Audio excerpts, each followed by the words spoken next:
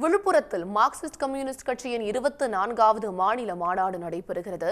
இதையொட்டி நடைபெறும் செந்தொண்டர் பேரணியில் ஏராளமானோர் பங்கேற்றிருக்கிறார்கள். இது குறித்த தகவல்களை வழங்குவதற்காக செய்தியாளர் சிவச்சந்திரன் இணைகிறார். சிவச்சந்திரன், விவரங்கள். மார்க்சிஸ்ட் கம்யூனிஸ்ட் கட்சியின் மாநில அதாவது 24வது மாநில மாநாடு இன்று முதல் 3 நாட்கள் அதாவது வரும் 5ஆம் தேதி வரை பார்த்தீங்கன்னா விழுப்புரத்தில் நடைபெறுகிறது. இந்த மாநாடானது இன்று காலை தான் ஒரு தனியார் மண்டபத்தில் தொடங்கியது. இந்த மாநாட்டின் தொடக்க நிகழ்ச்சியாக கலை நிகழ்ச்சியுடன் தொடங்கியதை தொடர்ந்து இந்த மாநாட்டில் கட்சியினுடைய தேசிய ஒருங்கிணைப்பாளர் பிரகாஷ் கரத் மற்றும் பிருந்தா கரத், தமிழக செயலாளர் பாலகிருஷ்ணன் மற்றும் இந்திய கம்யூனிஸ்ட் கட்சியினுடைய மாநில செயலாளர் முத்தரசன் உள்ளிட்டோர் கலந்து கொண்டனர். இந்த மாநாட்டில் பார்த்தீங்கன்னா தமிழகம் மட்டுமல்லாது இந்தியா முழுவதும் அக்கட்சியை சேர்ந்த நிர்வாகிகள் ஏராளமானோர் பங்கேற்றனர்.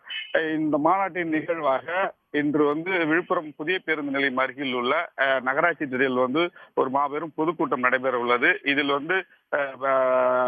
பிரகாஷ் கரத் உள்ளிட்ட தலைவர்கள் இன்னும் சற்று நேரத்தில் சிறப்புரையாற்ற இருக்காங்க.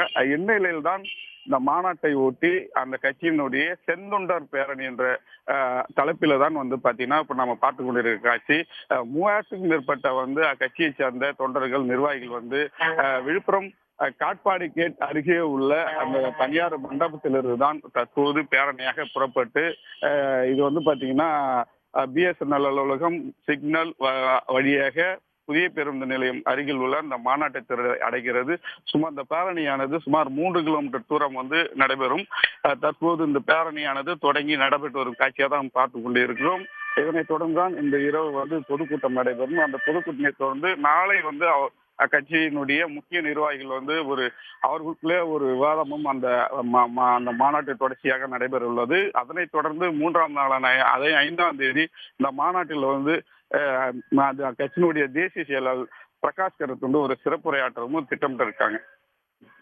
விவரங்களுக்கு நன்றி சிவச்சந்திரன். உடனுக்குடன் செய்திகளை தெரிந்து கொள்ள சன் நியூஸ் பெல் ஐகானை கிளிக் பண்ணுங்க.